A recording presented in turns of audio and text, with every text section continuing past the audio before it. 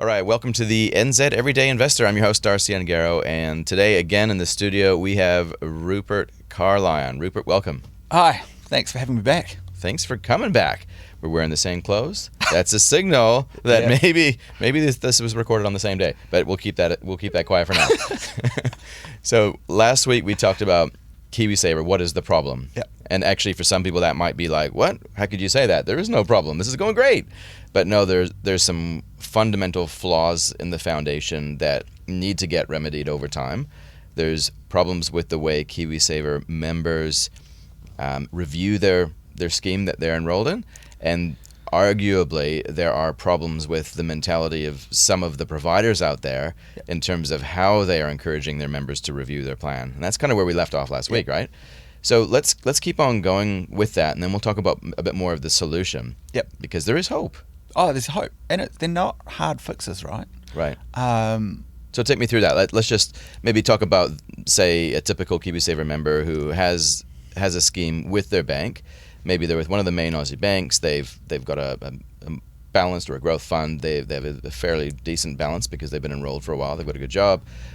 What is there about that? Like, why would someone have a balance that big at a bank without actually reviewing their plan for 4 or 5 years? What's going on in their mind? Well, I think, so that person's already done better than 25% of people, right? Right. That person at least has moved into a balanced or a growth fund.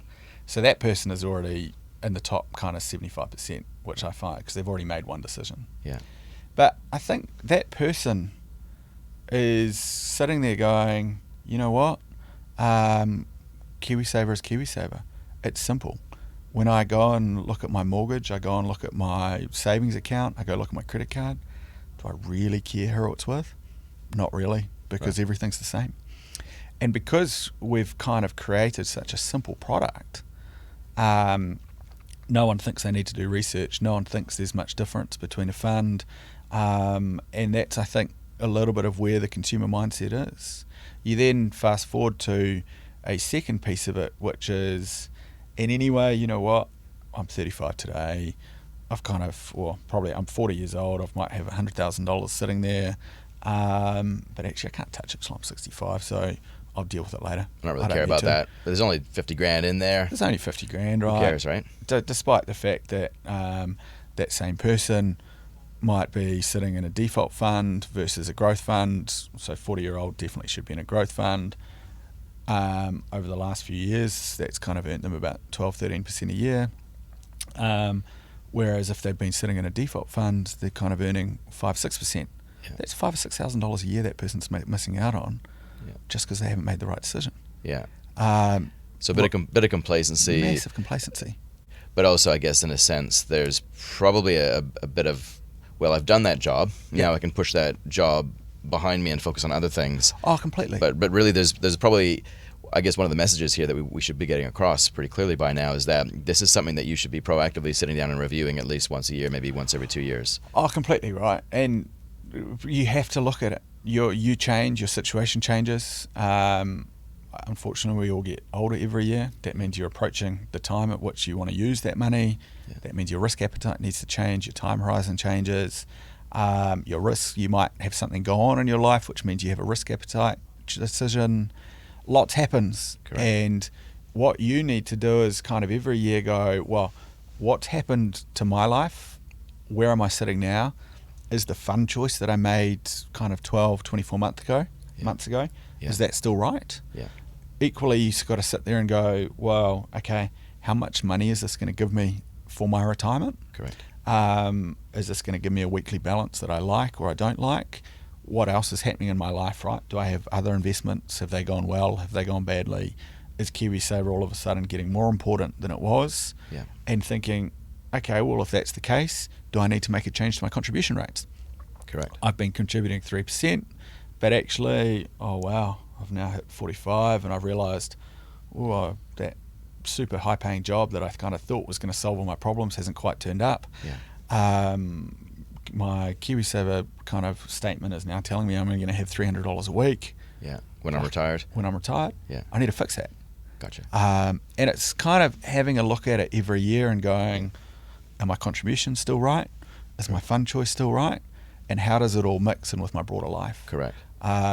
Because what we do know is that people will sit there as a 30-year-old. You're going to sit there and you're going to think, what all the research shows is that everyone significantly overestimates their earning potential and overestimates kind of how little they're going to need it. And so one of the things that I find really interesting about that conversation is why, so if you'd sat there at 30-year-old and gone, I'm just going to set my KiwiSaver settings and I'm done, by the time you get to 40, you've probably got a better view as to, well, actually, what is my future earning potential? Do I have other investments? Have they worked? Have they not worked? You've moved out of kind of... you don't know what you don't know. Now you know a little bit about what you know don't a whole know. lot more, right? Yeah. And you've moved into a world where you probably, your career is starting to peak. And so you kind of go, oh, wow, okay. If you'd sat back there and go, well, what does this mean for me? This means my risk appetite is probably slightly lower because all of a sudden my KiwiSaver is a whole lot more important. This means that, my KiwiSaver is really important. So therefore, actually, is it going to give me the lifestyle that I want in retirement? Yes, great. Probably not. So now I need to play with my contribution. I'm actually going to use this. I really should take this a bit more seriously. Yeah, and that's what we want people to start doing, right? And going, how does KiwiSaver fit in? Correct. And Because I think for a lot of us, it's just this little fluffy little bunny on the side that, it's kind of cute. We'll play with it maybe when we're retired, but we're not going to take it too seriously because we've got the equity in our home, which somehow will magically change our lives in retirement. Not quite sure how that works. And we'll hopefully get some sort of startup off the ground, maybe in our mid-50s. I don't know. I don't know what people are thinking, right? Like there's not really... Or I'll do property development, that's the other favorite. Yeah, that's right. But there's not really a huge runway here. No. And if you're in your early to mid-40s and you haven't yet identified the thing that's going to be the source of your biggest wealth, and you don't have a lot of confidence in that, then you're going to have to probably stitch together your retirement plan with a few things. Oh, completely. And this little fluffy bunny over here called KiwiSaver is it can be a lot more. It can. But you just need to take it seriously, right? You need to take it really seriously, and you need to think about it, and you need to work on it. Yeah. We've got an advisor that's been doing some help for us, and I found it really interesting, right? She's a highly paid person. She's been in New Zealand now for 5, 6, 7 years at least. Yeah. She's got a decent sized KiwiSaver. She's got no idea about it. Right. She's got quite a small, I think they're IRS accounts in the US. Okay. Yeah. A retirement account there. She's all over it. Yeah. Right. Because that's the culture. Interesting. So the culture over there is kind of... You take it a bit more seriously. People talk about it. They talk about it, right? It's been around a while. It's kind of in the culture, right? Yeah. And none of that exists here. Yeah. And to a certain degree, I know in Australia, South Africa, Canada, it's talked about a lot more, and it's massively. kind of, it's like a rite of passage that at a certain age, you start making these decisions, and it forms part of the vernacular with your friends. You talk about exactly. what you're into, right? And part of it is the New Zealand aversion to talking about money. Yeah, we hate talking about money here. But even I think, it's interesting, right? Yeah. And I think it's kind of all comes back to it, right? No one wants to talk about money. No one wants to talk about a lot of these issues. Yeah. Whereas I remember, so when I was at Tower, a whole lot of Australians kind of turned up. Right. And they'd always talk about their pension plans. Yeah. Well, they always talk about everything, right? Well, that's true. But it was a core part of what they had, right? That's and right. It was a part of just their everyday culture. Correct. And we haven't kind of got there yet. I was just talking to a friend, like a Canadian friend of mine recently, and just talking about how, I think he's contributing 10 or 12% towards their plan. But the way that he was talking about it kind of made me think, well, clearly this is something that you talk to your friends about, because you're telling me about stuff that you know of your friend's situation, and I know that that's kind of normal over there. Like to get insurance when you're in late teens and early 20s is actually normal. To set yourself up with an investment that you've chosen is kind of normal. But what the heck, man? Why aren't we doing that? We're not, right? And so I find it fascinating, because kind of as you say that, I'm just thinking through. I go, so lots of people will ask me the question because they know what I do. They know that I know a lot about this stuff. Yeah. So a lot of people, my friends and family and colleagues, will say to me, or ex-colleagues will say, "Oh yeah, cool. What fund choice do I go on?" What do I need? How should I think about that? Yeah. Not a single one will sit down and go, actually, is that going to be enough for my retirement? What does that mean for my retirement? Right. Because they're happy to have the generic conversation, Right. but no one will ever have a real conversation. Gotcha. Do you know what I mean? A little bit too deep, eh? Yeah, yeah. A little bit too deep. What does it actually mean? So here's the information, but what does it mean? No one wants to layer have is that just next layer. interesting. So, we talked last week about that, I guess that funnel or that inverse pyramid where you've got your bank advice or no advice, and then you've got generic advice. Well, I guess it's Google, right? Google first. Google, Yeah, banks, and then advisors. Right at the very bottom. Yeah. Yet the outcomes are directly or inversely related, right? Yeah. So the problem, I guess, for a lot of Kiwis is that they don't have access to good financial advice. What I do is I'm an analog financial advisor, right? So I do that, but I know that I'm only dealing with a very small percentage, or people like me only deal with a very small percentage of the Kiwis out there. And I know that the outcomes will be great, but it's very difficult to provide financial advice at scale to the people that need it. Yep. And then on the other side of the spectrum, I know that, information's out there, and increasingly there's more and more information out there, but information in and of itself doesn't necessarily lead to good outcomes. No. There needs to be something in between that analog and that just pure information layer where there's a value in that information, right? Yep.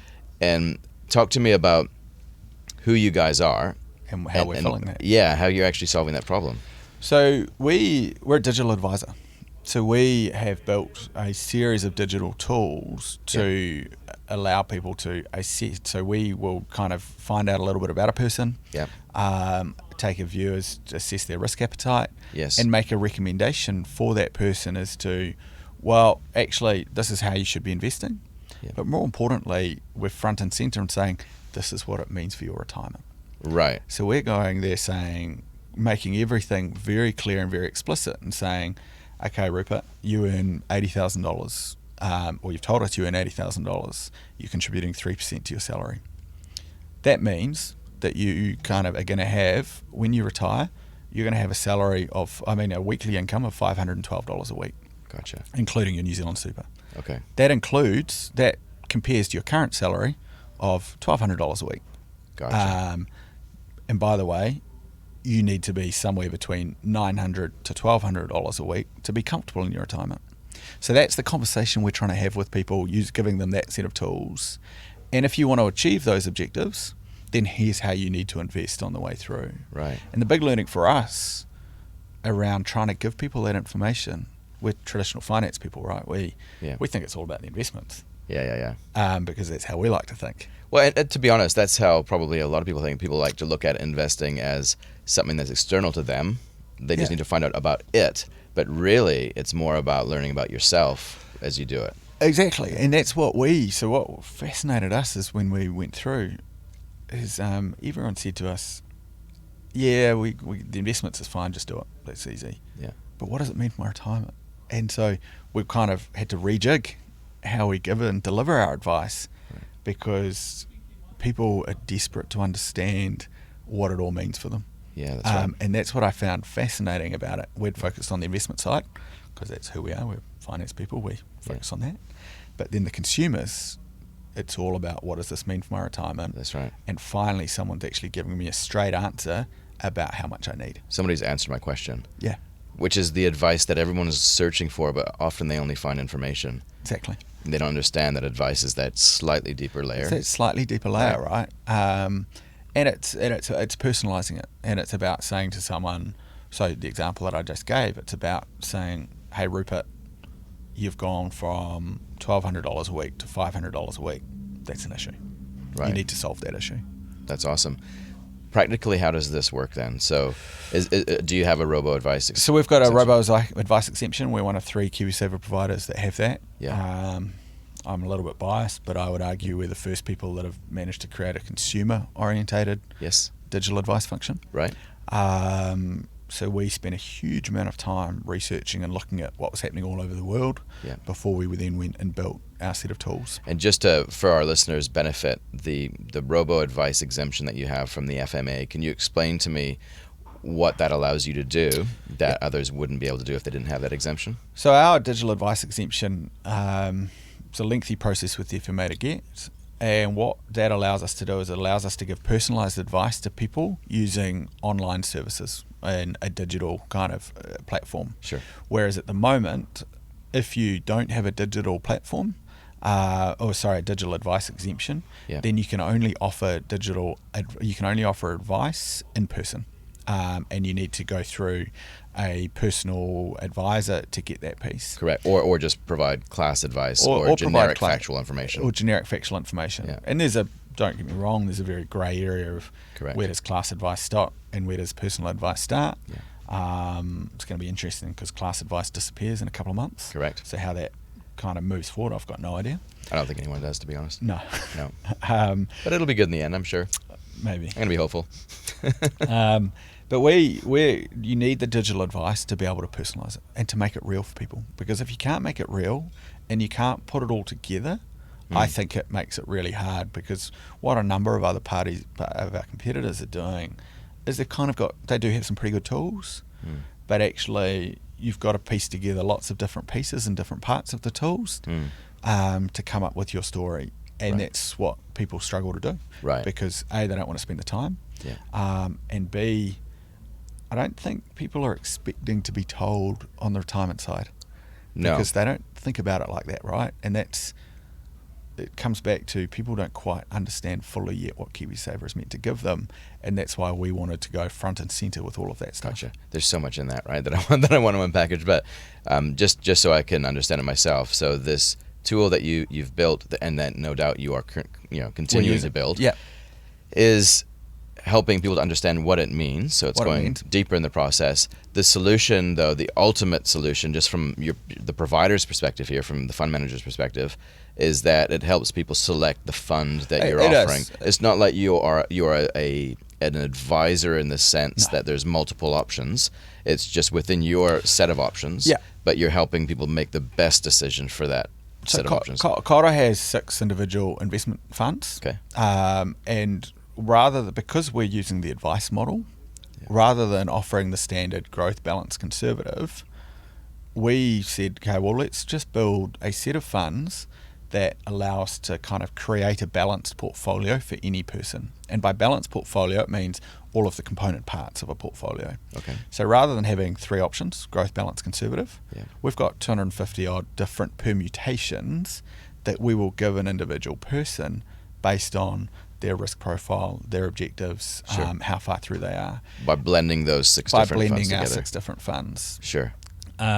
And so it's a different way. It means that we can give tailored personal outcomes for people, rather than trying to kind of lump them into one of 3 generic buckets. So very, very rarely, well, especially if you have 140 members, 120 members, 120 members, most of those 120 members wouldn't have the same fund. Because a lot won't. Because there'll be a slightly different blend, right? Because what we know, right, returns all comes down to asset allocation. Yeah.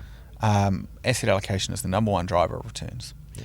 And also, it's the number one driver of risk. Yeah. And so if we can properly understand risk appetite and objectives, well, risk appetite and objectives kind of merge into the same thing, then actually we can create portfolios that sit at any point in time along that risk appetite.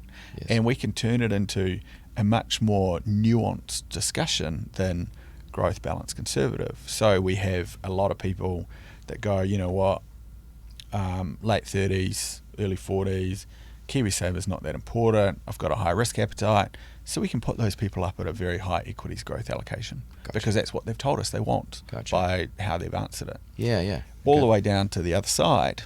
Oh, actually, no, I'm going to stick on that person.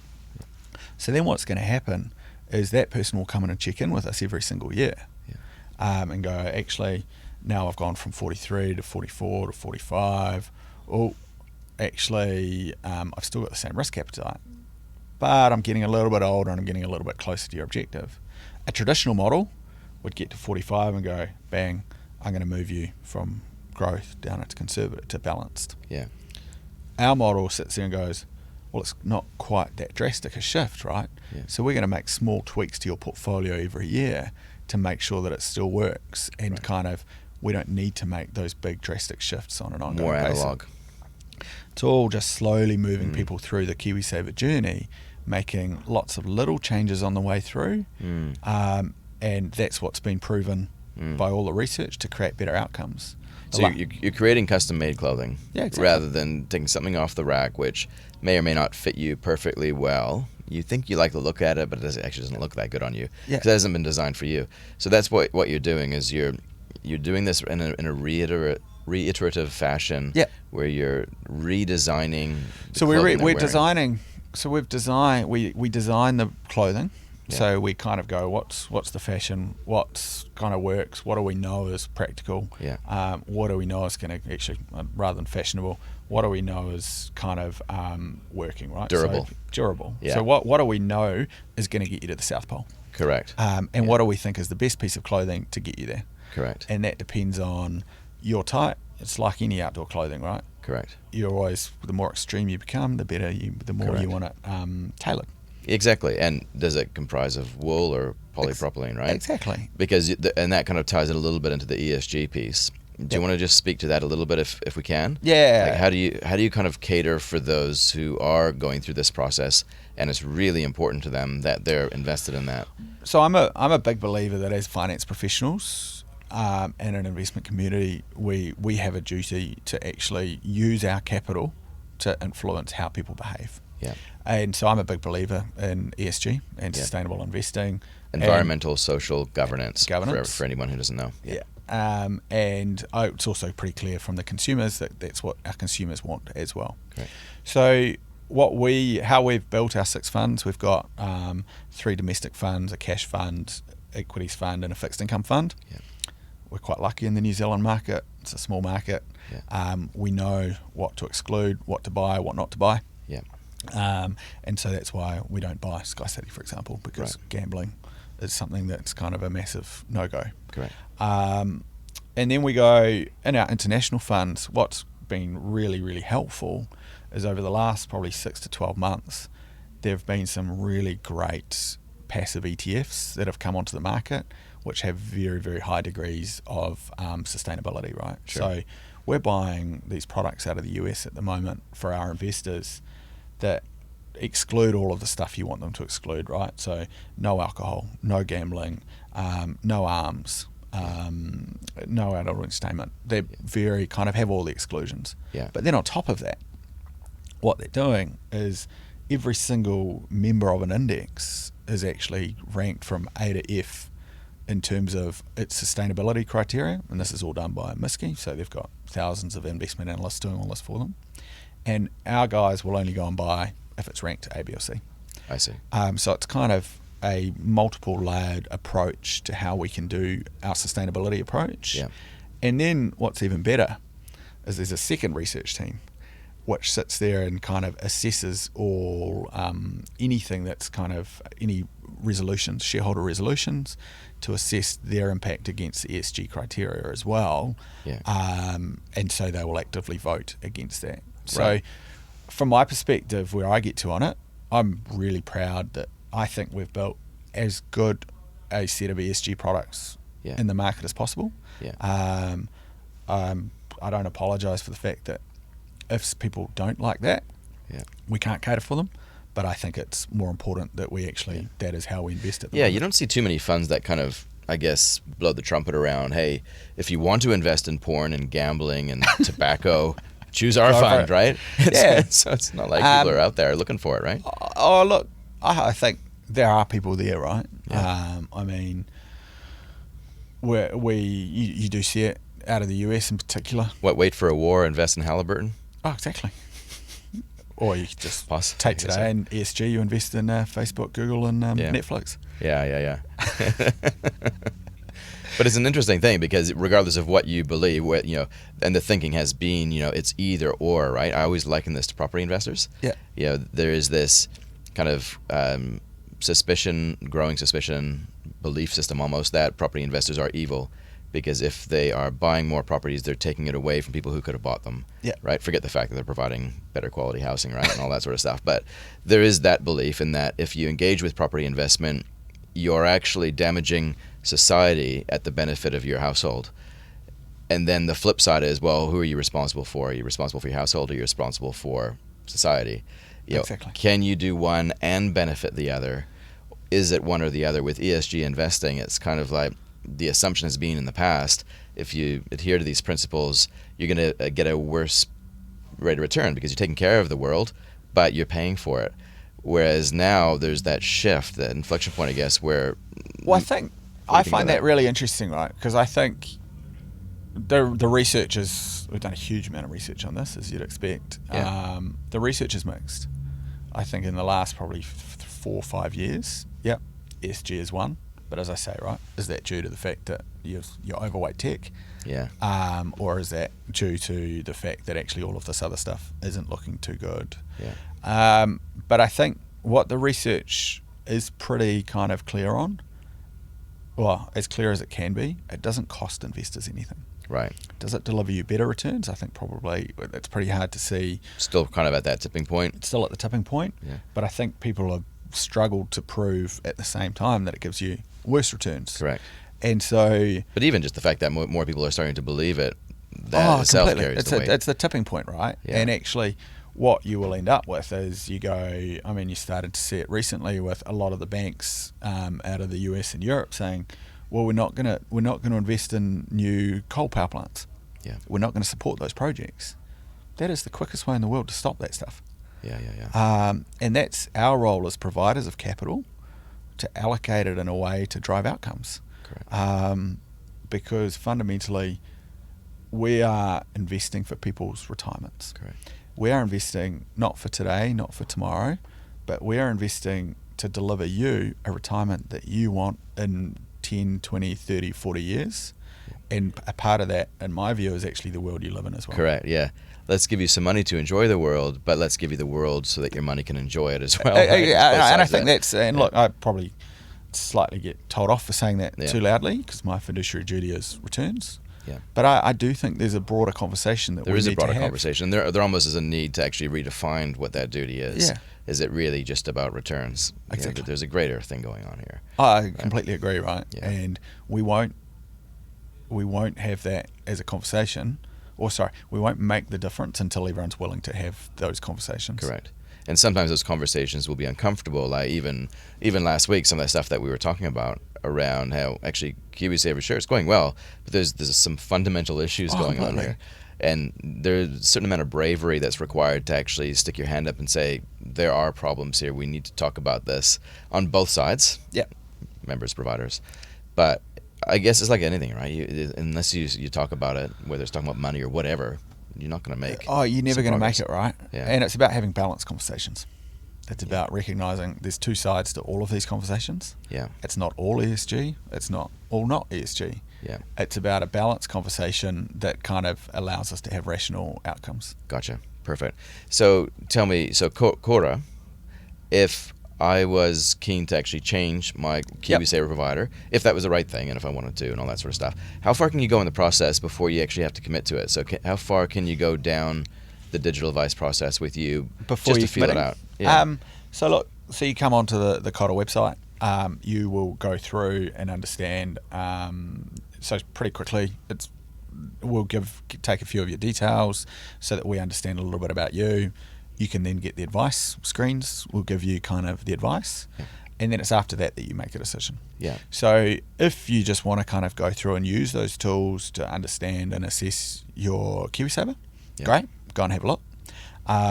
Hopefully we think we've built an amazing scheme off the back of it. Yeah. So we've got fees are kind of some of the lowest in the industry. Yeah. We've got highest degree of ESG in the industry. We think our investment strategy is actually proven. The passive investment strategy is proven to deliver high returns over the long run. Yeah. So we've actually got an awesome scheme, which we can hopefully do a job of convincing you of. Yeah. But first and foremost, come and have a look, use the tools so that you can start to take control of your KiwiSaver. Correct. There's no commitment, there's nothing you need to do, but it's about at least start the conversation for you. That's awesome. And I think we all, regardless of how happy we are with our current schemes, like I've changed my scheme 3 times now. Good. And because I'm self-employed, I was relatively late in joining KiwiSaver, right? I think it was like 2010 or 2011, I think. I can't remember. Because KiwiSaver came out when? 2007. Oh, 2007, right? Yeah. So yeah, like I waited around. I don't know what I was doing, but I waited around. Sometimes the builder's home is the most munted home, right? Oh, completely. So, Yeah. Finance professionals, yeah. We're yeah, all the there you same. go. Yeah, and that's, I'm just being honest, right? But that's the thing. I think, like I took it seriously after I observed it for a while. I was a little bit late to the party, but I took it quite seriously and been reviewing it every few years in my world. And I think there's an element of that discipline or that pattern that we need to just get in that habit where you actually force yourself to look at it. It's interesting once you learn it. Once you learn what's going on, like what's actually inside KiwiSaver is probably actually really fascinating. And then when you learn what the options are, how you can kind of manipulate it and allocate it somewhere else, you're exerting your footprint in a way that actually gets quite fun over time. So it's fun, it's interesting, right? And it's not that hard. That's the other problem, right? As a fellow finance professional, I think in finance we do an amazing job at making everything super complicated and super hard. And our job as providers, and I think you do a really good job at this, is actually we need to simplify everything to allow people to make the decisions. You have the confidence to move it 3 times because you kind of know what you're doing and you understand the information. Our job as a KiwiSaver provider is making the information simple enough that they can they understand what they're doing and they can have confidence in making a decision. Yeah, good. And I think that's what's really, really, really hard. We just love to overcomplicate it. And that's one of the reasons why we get into the apathy world. Correct. But that's why there's probably so much hope for a startup in this space. I agree. Because you have nothing to lose, and the way to actually gain market share is to provide something that no one else has been willing to provide. Honest, open advice. What's that? Honest, open advice. Yeah, who knew that should actually be a differentiator. Yeah, I mean it's fascinating, right? The advice piece we find really interesting because, one of our large competitors came out the other day saying, "This is great. We're offering KiwiSaver advice, personalised advice to anyone that wants it, right? As long as you've got $250,000 KiwiSaver balance." Oh, is that right? Okay. Because they get paid based on FUM, right? Yeah. Funds under management. That's what's driving their revenue model. So that's just the structure. And it's kind of interesting. So it's from our perspective, open, honest, transparent advice. We hope allows people to make better decisions, and we hope that it opens the advice channel up to people that advisors would never want to talk to, right? Absolutely. That's the name of the game. And that's the goal. That's right. Because it's not like you're taking away from personalized financial advisors. You're just filling that massive void where there's people that just have access to information but have no idea on what the hell it means for them. Completely. And that's awesome. That's awesome. So thank you for doing your good work. Thank you. Thank you for Thank you for having us again. Yeah, appreciate it. Thanks for coming in again to the studio. And if people want to find out more about us, where do they go? Come to our website, www.Koura Wealth, KOURAWEALTH.co.nz. Fantastic. And I'll put some links in the show notes as well. Thank you. So if people want to check that out, just click on the favorite podcast player that you're hopefully listening to us on right now, and there'll be a link to Koura Wealth on there. Off you go. Perfect. Fantastic. Thanks again, Rupert. Really appreciate your time. Thanks, Darcy. Sweet as.